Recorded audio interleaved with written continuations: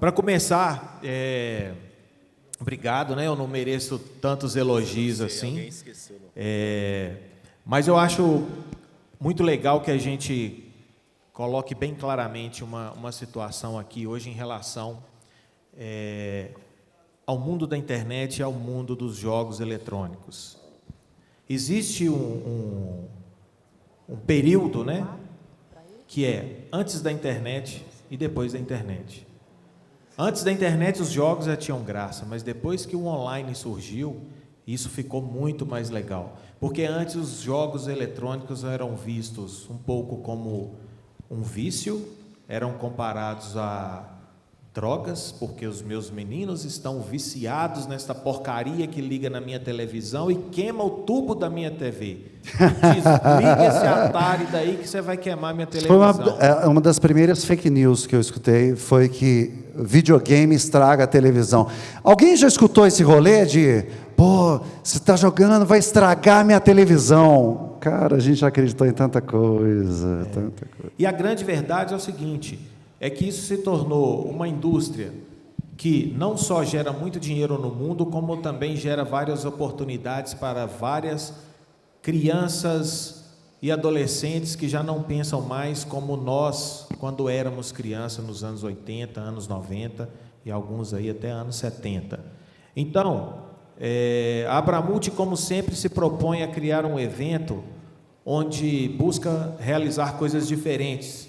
E dessa vez, nós resolvemos contar a história da evolução dos jogos eletrônicos, porque é um mundo que tem a ver com o nosso mundo, né? A internet.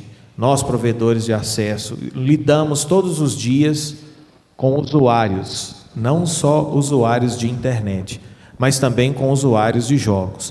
E esse painel foi criado e trago para envolver pessoas para falar de quê? Eu ainda brincava ontem com o Lancier. Assim como tem o AC/DC, que é antes de Cristo e depois de Cristo, existe o ARDR, que é antes do roteador e depois do roteador. Então, para falar desse mundo e dessa diferença do que ocorre antes do roteador com o gamer e depois do roteador com o provedor, é que temos aqui jogadores e mestres supremos da rede. Então, por favor, fiquem à vontade. Aí eu vou falar um pouco do Bruno também, que o Bruno Matos não é simplesmente um frontman aqui do evento. O Bruno Matos, além de ser um exímio radialista dos melhores e mais inteligentes do rádio brasileiro, ele também faz parte do canal Zerado junto com o Camarão. E também é um nerd e extremo conhecedor dos games. Então é por isso que ele vai ancorar também esse painel conosco aqui. Com o maior prazer. E vai contar essa história. Tá bom? Então tem uma salva de palmas para Johnny Cruz. Aproveitando, acabei de receber a informação de que alguém deixou um celular na saída da última palestra. A gente vai deixar aqui com a produção. Se aparecer alguém desesperado, gritando, arrancando a roupa ali, cadê meu celular? Cadê meu celular? Por gentileza, depois de medicar a pessoa, indique que está conosco aqui. Mas antes de mais nada, eu queria saber dessa galera aqui, qual que é a experiência, o que são os videogames para cada um, qual é a definição, como é que a gente vê hoje em dia os games. Quem quer começar aí pode se apresentar para a galera, apesar de já ter sido apresentado. Bom, gente, boa tarde. Me chamo Thiago, mas o povo me conhece de Camarão, né, Bruno? Nem minha mãe me chama de Thiago mais. Então, assim, a minha experiência com games, cara, eu vou meio que entregar a idade. Eu comprei meu videogame na Mesbla. Na verdade, eu comprei um Atari junto com a minha mãe. Então, foi o meu primeiro console. Eu vi na casa de um amigo o Enduro. Eu falei assim, não, eu quero isso. E a minha mãe, com muita dificuldade ali, sendo professora, falou assim, não, vamos comprar o Atari. Aí o melhor preço foi na Mesbla. Aí eu comecei a jogar ali. E depois dali foram vários. Aí veio o Master System, Mega Drive, Super Nintendo. E foi crescendo junto essa vontade e conhecendo mais. E com isso, essa questão de tecnologia, eu resolvi fazer sistemas de informações mas também buscando essa área gamer, que eu estava acompanhando o cenário, como estava crescendo muito. E hoje temos até grandes universidades aqui em Belo Horizonte, que trabalham com jogos digitais. E, cara, hoje em dia a gente vai parar para analisar o jogo.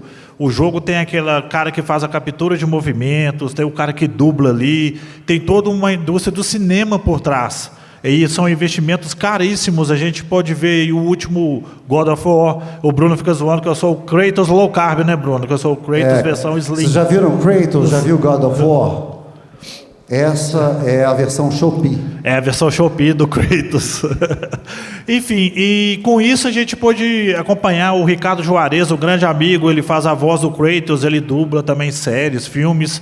Aquele trabalho que eles têm para poder trazer esse game para a gente. O game dublado. Hoje em dia, o game dublado se torna normal, mas lá atrás, quando que a gente ia imaginar que teríamos o game dublado aqui por pessoas competentes que fazem voz de filme? De repente você fala assim, cara, esse cara faz o Wolverine, esse cara faz o Batman no cinema. Então isso para a gente foi muito importante, trazer esse mercado que gera tantos outros empregos também. É a parte do cara que faz a captura de movimento, é o cara que é o analista que faz os movimentos do computador, ele calcula ali, cria aquelas roupas com aqueles pontinhos para poder fazer as expressões faciais, roupas, tal, o cenário. E como cresceu? Porque a gente via aquele jogo no Atari, a gente via o carrinho do Enduro, direita, esquerda, batia. Aí a tela ficava embaçada, era cinza. Era extremamente limitado, né, cara? Era totalmente limitado. E você ficava assim, pô, que legal. E você já viu o jogo do Super Nintendo, viu o Mario. E o Mario é aquele jogo tradicional, o jogo que a Nintendo conseguiu chegar no mercado americano, conseguiu trazer o jogo, porque teve aquela história do ET, você lembra, Bruno? Falamos muito bem disso. O grande crash dos games, só você viu aqui, de todos nós, tá, Camarão? Tá, só verdade. você presenciou o crash dos games. Tudo bem. Aí, com isso, a Nintendo conseguiu trazer isso, e até aproveitando, cara, vai estrear o filme do Mario Bros, dia 5 de abril, feito pelo mesmo estúdio que faz o Malvado Favorito. Eu tô traumatizado. Por quê? Filme do Mario pode não ser uma boa, é o que dizem por aí, tá? Pelo menos anos 90 dizem. Não, mas é o mas filme... é uma outra pegada também. É, outra pegada, eles conseguiram criar a questão para o computador ali, trazer a fantasia do Mario, que eu acho legal. E com isso, cara, já aproveitando, passando até para os amigos aqui, agora a gente está com essa onda de cloud games, que a Microsoft tem investido pesadíssimo nisso.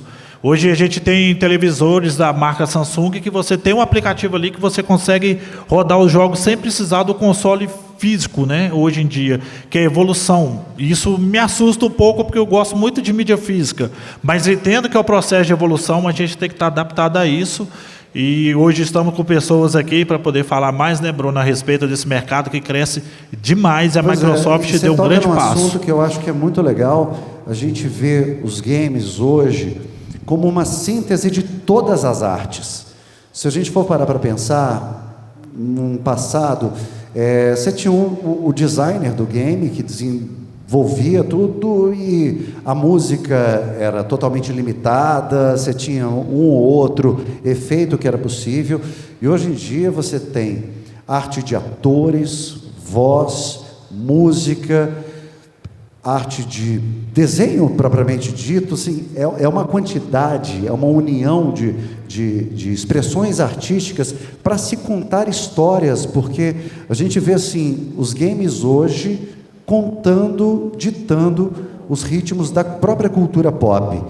E o Danilo, ele é da Inova Games, e eu queria que ele me contasse para vocês o que é exatamente a Inova Games, em que pé a Inova Games está nesse ritmo que os jogos eletrônicos estão em 2023. Boa tarde. Boa tarde a todos. Uma introdução inicial eu sou formado em Direito, sou advogado de formação, tenho pós-graduação em Direito Público, porém, hoje em dia, eu não estou atuando mais na área, tendo em vista que a gente abriu a Inova Games, então, realmente, tomou um boom. Chega mais perto do microfone para a gente ouvir. Oi. Rolou demais. Bom, voltando aí, pessoal. Eu sou formado em Direito, sou advogado de formação, tenho pós-graduação em Direito Público, mas hoje eu me dedico exclusivamente aos games, né? A gente abriu essa startup. tendo em vista o crescimento do mercado mesmo. Nós montamos aí algumas estações gamers, né, para vocês desfrutarem, tais como computadores, né, consoles modernos. Os números, até vocês tocaram nos números agora há pouco, esse ano a gente espera atingir todo o mercado mundial 200 bilhões de dólares, que se você converter vai ultrapassar os 1 trilhão de reais, só os números dos games. Esses números, eles já ultrapassaram a indústria do cinema e da música juntos. Então, se vocês imaginarem aí todos os filmes de Hollywood, bilheteria, né, as grandes produções, né, venda de CDs não, mas vendas de mídias digitais, os games já ultrapassaram essas duas indústrias somadas. Surreal, surreal. A gente tem o GTA V como o maior produto de entretenimento mais rentável já lançado no planeta até hoje. Isso mostra justamente isso que você está falando, a força dos games, né? Como negócio. Exatamente. E pela temática também, não só a internet nos dias atuais, né, eles precisam, né, os clientes buscam uma internet de boa qualidade, mas também os periféricos. Nós temos aí os periféricos os últimos periféricos do mercado. Então, por exemplo, uma comparação que a gente faz muito é entre os televisores. Você sabe que aquele televisor seu ali, ele é rápido, ele tem um tempo de resposta, e você aperta o volume e ele responde na hora. Mas o computador não. A experiência do computador game ali, que é a ultra velocidade de 1 milissegundo, é instantânea. Você pode ir lá, você faz o teste e você consegue ver essa diferença. E é impressionante o tanto que isso impacta no resultado final, que é a experiência do jogador, né? Isso é determinante, principalmente, a gente está aqui com o Derek, daqui a pouquinho vai falar, ele é apresentador do torneio de jogos, e esse cenário competitivo é um capítulo à parte, né, Derek? Daqui a pouquinho eu vou falar também com o Lacer. Eu quero muito saber o que alguém de terno, vestido desta maneira, tem a ver com os games. Eu vou descobrir isso aí. Mas esse cenário competitivo, ele é uma outra página, mas fazendo parte do mesmo livro, né? Exatamente, pessoal. Boa tarde, eu sou o Derek da Torneio de Jogos. E por que nasceu a Torneio de Jogos, né? A gente sempre pensou no usuário final, né? A gente começou a perceber que o eSports começou a crescer no Brasil e cresceu de uma forma exponencial, vamos chamar assim, né? Principalmente pela pandemia, né? Ela deu um boom, né? Porque todos os esportes foram barrados e todo mundo, entre aspas, migrou para o esporte eletrônico ou para um videogame, porque foi a única modalidade que podia jogar na pandemia. Não podia mais entrar em estádio, não podia fazer mais nada, somente o esporte eletrônico que não foi barrado. Então, a palavra eSports, ela se popularizou. Hoje, muita gente sabe o que significa esporte eletrônico, né? Você pega essa palavra antigamente, antigamente que eu falo, antes da pandemia mesmo, vamos pegar como referência antes da pandemia. Provavelmente é uma palavra que a pessoa não conhecesse, né? E o que aconteceu? Esse universo ele começou a ser cada vez mais explorado, começou a crescer muito no Brasil, e a gente percebeu que só tinha mundial, brasileiro. E por que não criar torneios entre empresas? Por que não criar um torneio numa cidade em Belo Horizonte para os moradores, para as escolas? Foi aí que nasceu a necessidade de nascer uma empresa para suprir isso. A Torneio de Jogos hoje, ela desenvolve campeonatos não só para esporte eletrônico, para jogos no geral. Por isso que tem esse nome bem genérico, Torneio de Jogos. Se vocês procurarem no Google, Torneio de Jogos, Campeonato de Games, Torneio de Jogos, Torneio de Games, vocês vão ver lá que é bem genérico, a gente está top 1 lá. Inclusive, a gente já fez campeonato de Mario Kart. Então, veja bem, ele não necessariamente precisa ser um esporte eletrônico, precisa ser um jogo que já está desenvolvido e ele está no mercado. Isso é bem legal. O importante é chegar da empresa e plantar discórdia, né? Basicamente é isso. Fazer um torneio, às vezes você tem uma rixa dentro da tua empresa, ele vai lá e diz, não, vamos fazer um torneio, vocês quebram o pau aqui, está tudo certo. Ninguém precisa brigar por causa disso, não. Olha, mas a dinâmica tem sido bem legal, né? A gente tem feito muito no sistema corporativo. A gente fez, por exemplo, o Hospital Sírio-Libanês em São Paulo e Brasília. A gente tem feito dentro das empresas, a gente fez o torneio Fanta, a gente fez para funcionários da Dell. E é muito legal, porque a gente tem dentro da empresa, quando é que você vai ter, olha que bacana isso, quando é que você vai ter um mecânico conversando com um analista de BI no dia a dia dentro da empresa? Então assim, com os games a gente quebra um pouco desse paradigma e a gente quebra essa hierarquia e todo mundo é igual, todo mundo se diverte, todo mundo se conversa. A gente tem funcionários conhecendo outros funcionários de outras unidades. Então assim, o game ele conecta. Ele deixou de ser já esse negócio, é só criança que joga videogame, né? Já quebramos já esse paradigma e todo mundo aqui joga videogame de alguma forma. Se não joga, tem um joguinho no celular, não precisa ser um hardcore, né? Não precisa ter aquele PC gamer, aquele setup digno no seu quarto, mas você joga um jogo ou alguma coisa nesse sentido. Não, e o interessante é a gente pensar que não só no game do celular, que eu acho que é o mais popular, é o mais fácil, né, de você levar para um lado e para o outro, mas os próprios aplicativos, gerenciar um aplicativo, às vezes a pessoa pergunta, é difícil esse aplicativo, às vezes até uma edição de um vídeo. Não, é intuitivo. Esse modo intuitivo ele foi tirado dos games, da cultura dos games, então assim, tudo é muito voltado para isso, orgânico, não é? Ô Bruno, e aproveitando também essa deixa, o público feminino é o maior público consumidor de games através do smartphone. Tivemos pesquisas recentes e o público feminino também engaja muito, joga muito, porém é um público que fica mais restrito, né? Elas às vezes não conseguem interagir e tal, mas de acordo com pesquisas, mulheres jogam, e muitas mulheres jogam, principalmente em smartphone. O smartphone tem crescido muito o público. Candy Crush, né? Quem que já jogou, já ouviu falar de Candy Crush aí? Levanta a mão, só para ter uma ideia. Ela levantou, mas assim, numa dor no coração. Só complementando. Nitidamente perdeu parte da vida no Candy Crush. Só complementando a informação, realmente as mulheres mais jogam no Brasil. E não existe mais aquele tabu de que só criança ou adolescente que joga. Os adultos, os números dos adultos já ultrapassaram e muito. Então a faixa entre 12 a 17 anos, ela é menor do que 20 a 25, 30 a 40 também. Cara, eu acho que não tem mais impedimento para isso. Está aqui o Lacier, de terno, camisa social e jogando videogame. Que história é essa? Exatamente. Isso vai pegar mal para você, cara? Nada. Eu sou nerd raiz, fui jogador de Atari e Dynavision e jogo videogame até hoje.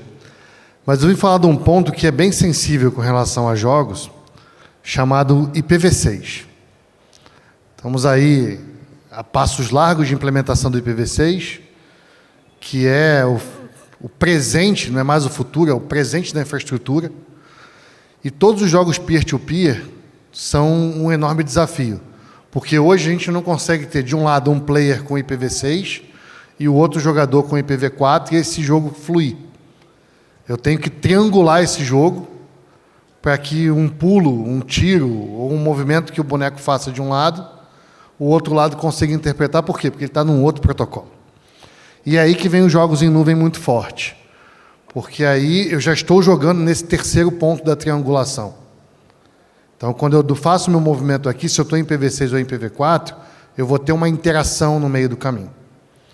Então, a implantação em larga escala de IPv6, ela é extremamente importante quando a gente, principalmente, tem um gamer do outro lado reclamando de performance, reclamando de latência. Por quê? Porque hoje a gente sobrevive de um negócio chamado duplo NAT, que é o demônio para o jogador.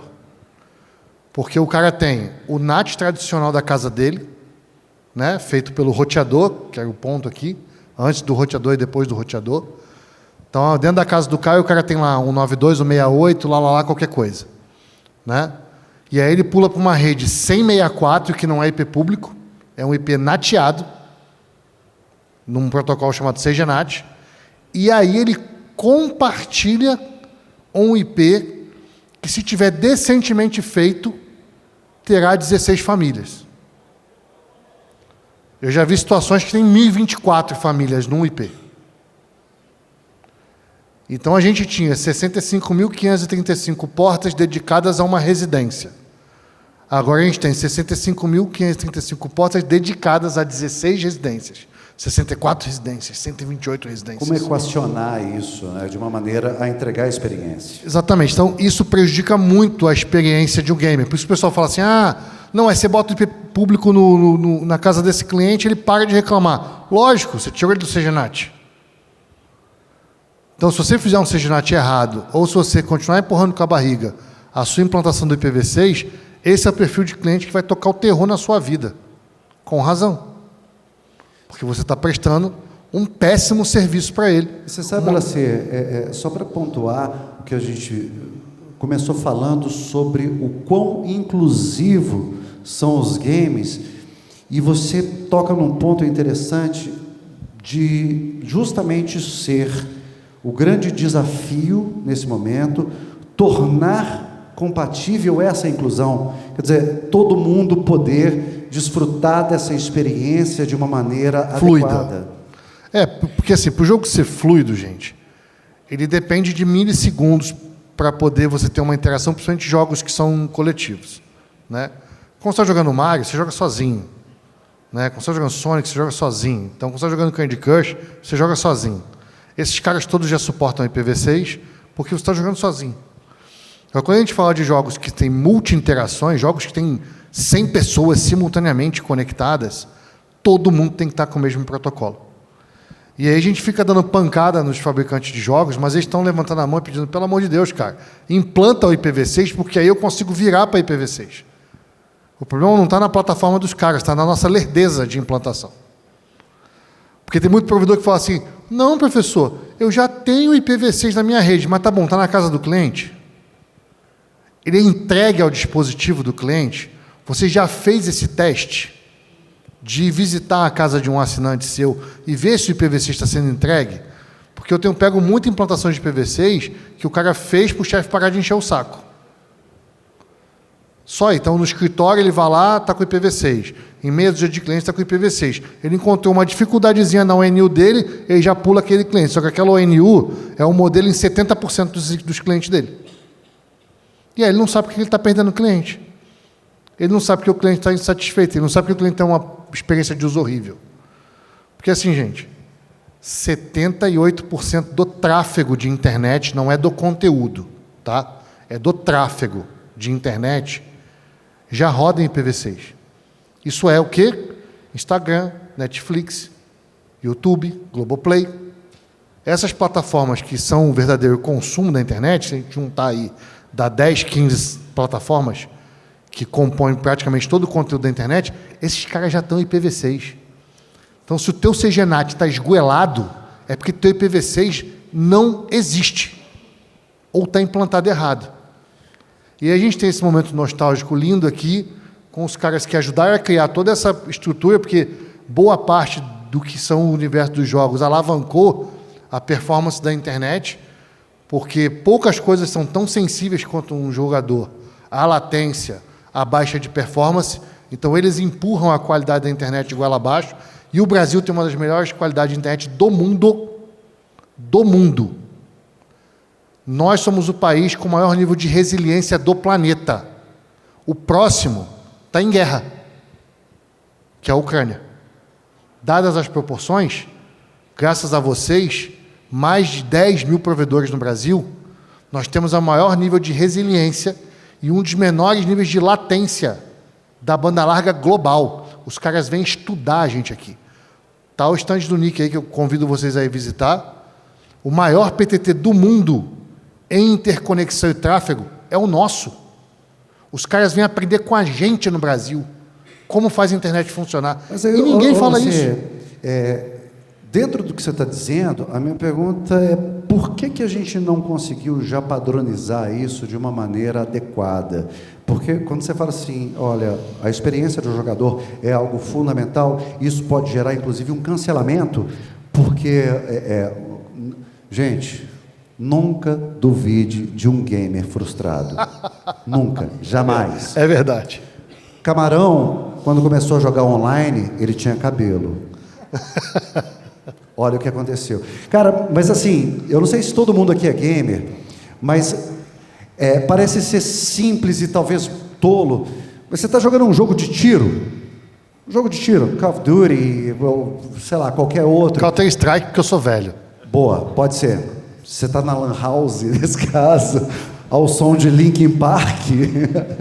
Bom, enfim, você está lá num cenário competitivo, no meio do jogo, e você tem que reagir rapidamente para que aquele jogo tenha graça para você.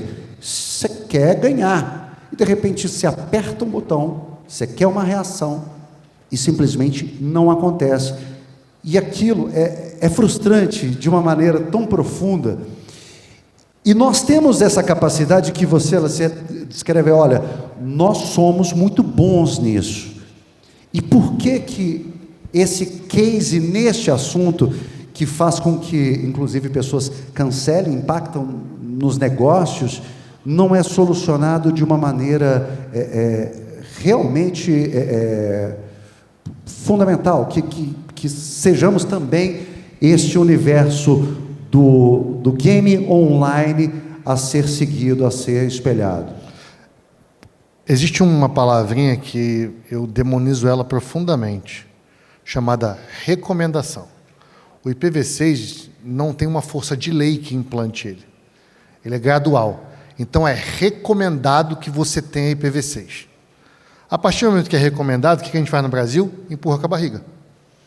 Até com que ou eu tenho uma chuva de cancelamento, ou eu tenho um grande operador de jogo que fala assim, cara, o meu só funciona em IPv6. Você imagina se um Pokémon daquele que o povo ficava catando na rua igual um maluco, chegasse para todos os usuários e falasse assim, só funciona em IPv6.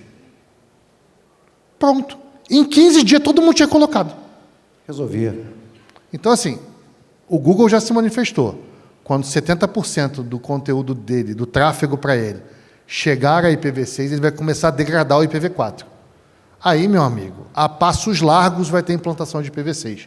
Aí vai ter todo mundo atropelando igual uns malucos, gastando um caminhão de dinheiro e tal. Entendeu? Então, assim... Como diz no jargão chulo, a água bateu na bunda. A água bateu na bunda. Mas, assim, a gente está em 23, são 13 anos da gente falando implanta IPv6, implanta IPv6, implanta IPv6. As operadoras grandes já fizeram, a operadora de celular já fez. Entendeu? Agora, o operador regional, sinceramente, eu não sei por que ele não fez ainda. Porque o treinamento é de graça, tá? IPv6.br, está lá. Tudo que você precisa saber para implantar IPv6 está lá no site do NIC.br. Gratuitamente. Gratuito.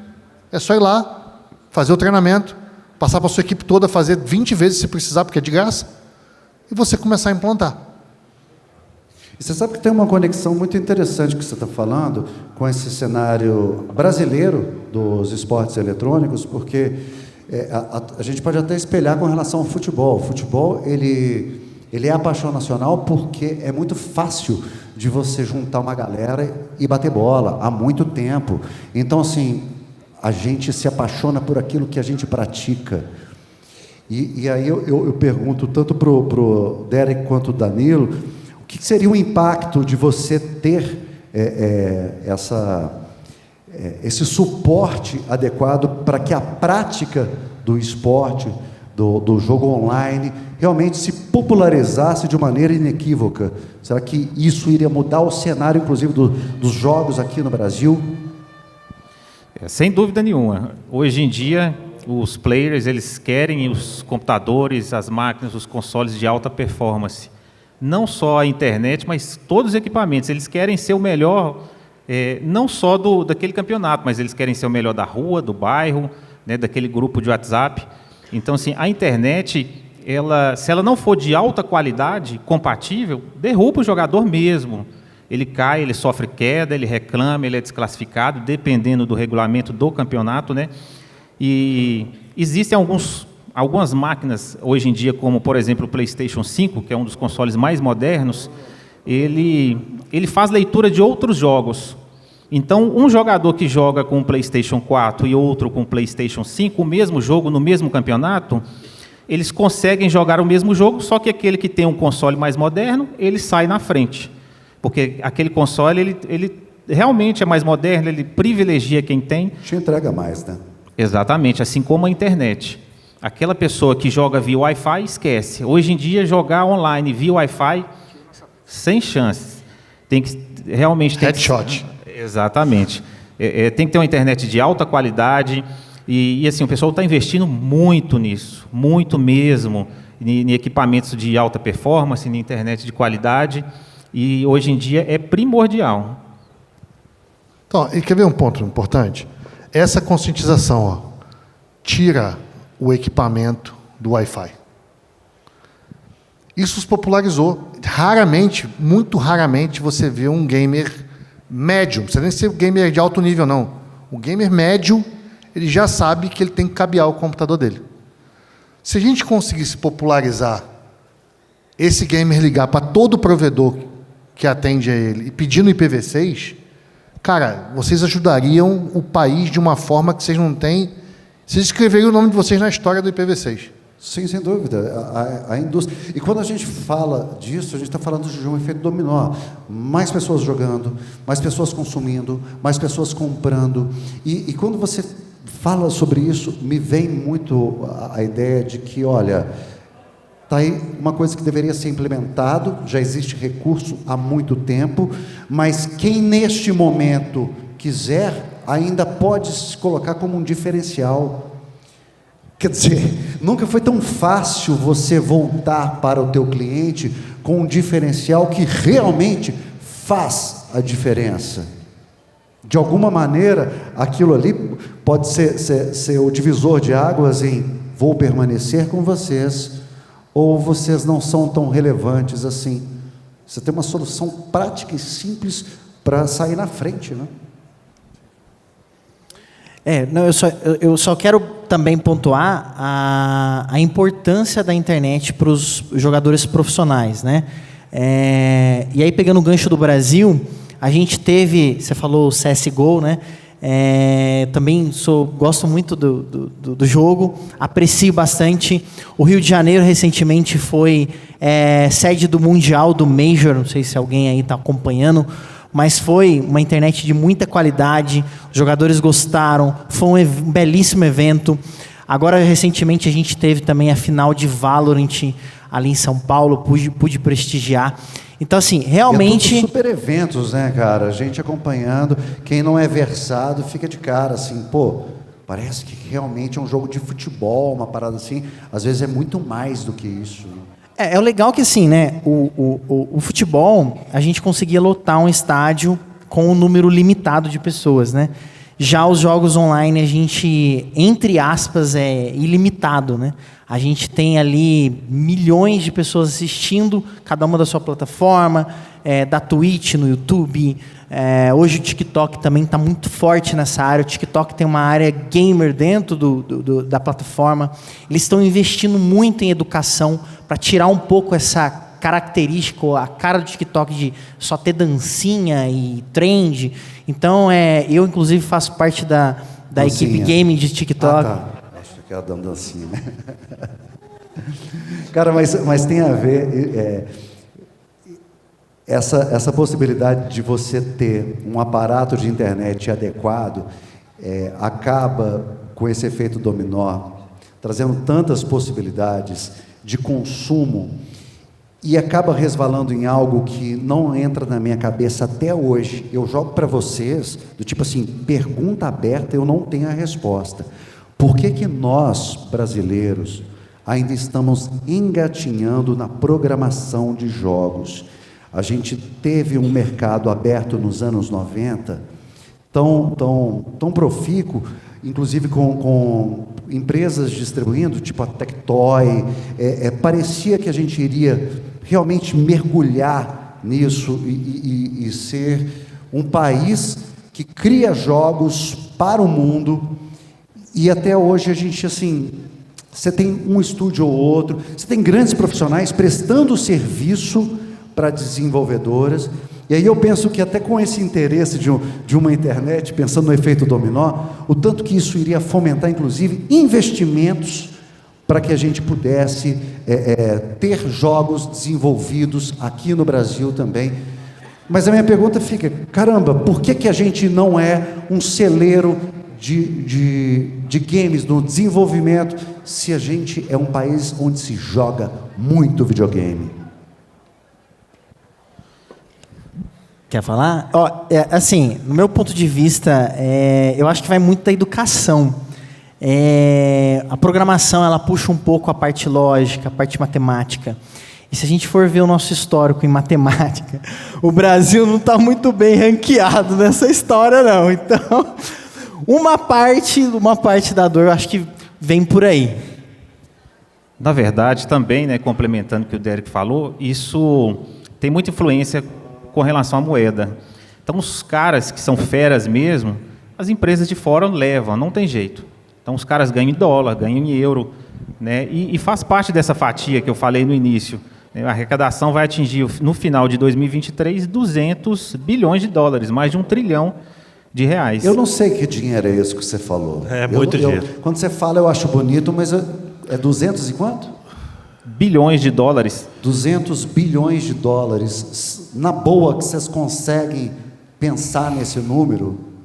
É Se muita alguém aqui Mega Sena, consegue, Bruno. É muita Mega Eu quero muito Sena. ser seu amigo, porque eu acho uma coisa meio Ô surreal. Bruno, aproveitando também o gancho que ele disse, a questão de a galera ir para fora, vou dar um exemplo aqui do nosso Brasil. O Rafael Grassetti, ele é diretor, ele que criou o Kratos mais velho, ele fez a direção de arte e chamou a atenção da Santa Mônica Studio, que levou ele, né, para os Estados Unidos. Hoje ele está lá consolidado e ele tem uma carreira brilhante. Aqui no Brasil, aproveitando o cenário dos games, vou falar um que chama Fobia, que é um game em primeira pessoa de terror, que era de um estúdio brasileiro. Ele está saindo agora, não é? Saiu já, deu um recall bem legal. Tem agora o pessoal que é fã do GTA, que é aquele 171, que esse jogo está sendo desenvolvido tem muito tempo, bem parecido com o GTA, e o cara está tendo o trabalho de fazer uma programação bem legal, dublagem, o ambiente do jogo, isso traz assim, que a galera possa ver, se esses caras conseguem, eu também posso conseguir. Eu acho que a gente falta a referência, falta o cara chegar e falar assim, eu gosto de fazer isso, a gente tem uma referência. E quem conhece o Rafael, vê o trabalho dele, cara, o cara não fica preso só a God, ele faz desenhos para Marvel, assim, de personagens, quem acompanha ele no Instagram, você consegue ver. Tem o Dandara, que também é daqui do Brasil, um jogo bem conceituado, ele concorreu prêmios também para ganhar como jogo da categoria indie. Assim, se a gente conseguir esses exemplos, esse ficar mais acessível, algumas universidades ainda têm esse papel. A questão do dinheiro também, do valor do dólar, foi muito bem questionável, porque, cara, hoje em dia, para desembolsar para comprar um PlayStation 5, R$4.000, R$4.500 é bem complicado. Isso parte também de iniciativas governamentais, né, para poder realmente popularizar e entender que isso é fomentar uma indústria e proporcionar justamente condições para que esse cenário se estabeleça da melhor forma possível, né, Lacia? Então, só para contribuir, eu dei aula em universidade há algum tempo e existe uma demonização pelos professores, principalmente os mais velhos, com relação ao programador de jogos. Porque parece que ele não está trabalhando, parece que ele está brincando. E aí o cara fala, não, você tem que aprender ABAP, você tem que programar para TOTOS, para RP. Você não pode gostar do que você está fazendo. E o ABAP já está ultrapassado, viu? Agora é HANA agora é HANA. Então, Agora mudou, sim. exatamente. Então, o pessoal, principalmente os acadêmicos mais antigos, eles tinham essa questão da demonização do profissional. Se ele falasse, não, eu vou programar para um jogo, eu vou fazer parte de um estúdio. E aí também vem no Brasil a falta de referência de estúdios de desenho animado. Porque os primeiros jogos eles já tinham uma relação muito forte com o desenho animado. A humanização, vamos dizer assim, ela é mais recente, né? Essa questão de ter o personagem em forma de quase de uma pessoa. Então, a universidade, infelizmente, atrapalhou um pouco isso. E eu fico muito feliz de saber que um cara de direito se envolve com jogos. Por quê? Porque existe todo um aparato de legalização, de pagamento de direito de imagem, tem toda uma infraestrutura por trás, que é muito séria e muito relevante, que você vai precisar não só dos nerds, mas você vai precisar de um cara muito bom de designer, você vai precisar de um cara muito bom de jurídico, você vai precisar de um cara de infraestrutura para dimensionar os servidores, enfim. É uma empresa, é um negócio, e precisa amarrar todos os pontos. Mas a demonização... Basicamente, ele largou o direito para, enfim, entrar numa profissão séria. Que são os games. Bom, na verdade, complementando o que ele falou também, nós temos hoje todo o acervo dos equipamentos eletrônicos, né, como também as profissões. Então, nós temos os casters, narradores, comentaristas dos jogos, né, o pessoal que faz rede, o pessoal que monta. Então, assim, é um leque de profissões muito grande que a gente tem hoje dentro da empresa. Isso realmente faz todo sentido que você falou. Aproveitando, a gente tem um tempo muito limitado para um assunto que merece resenhas, para a gente estender por muitas outras oportunidades. Gostaria que vocês deixassem as redes sociais, não vai aparecer aqui, eu imagino, então pode falar como é que as pessoas podem estreitar com vocês, de repente ter a própria resenha com vocês. Derek. Pode acessar o torneiodejogos.com ou .com.br, a gente tem os dois domínios. Gostou, né? Ou Derek Dionísio nas redes sociais, no Instagram ou no TikTok. Você vai fazer dancinha? Não. Que bom. Lacier, não dance. Cara, @Lacier Dias com C de casa, L-A-C-I-E-R, Dias com S no final.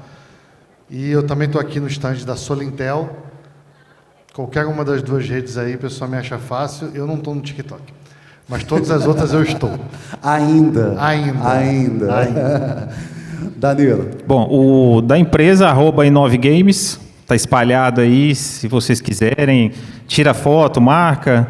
E o meu, Danilo Alves Muniz. Tá? Quem quiser bater um papo, falar sobre gamificação, empresas, estamos à disposição. Não, isso é só fazer um convite. Tem a Arena VR aí da Inove Games, tem máquinas disponíveis para vocês, ilhas de consoles antigos, tem muita coisa da Inove Games aqui, galera. Não, vai lá. Tá da hora. Vocês já jogaram alguma coisa? Alguém aqui já jogou alguma coisa lá? Eu joguei. Aí, ó.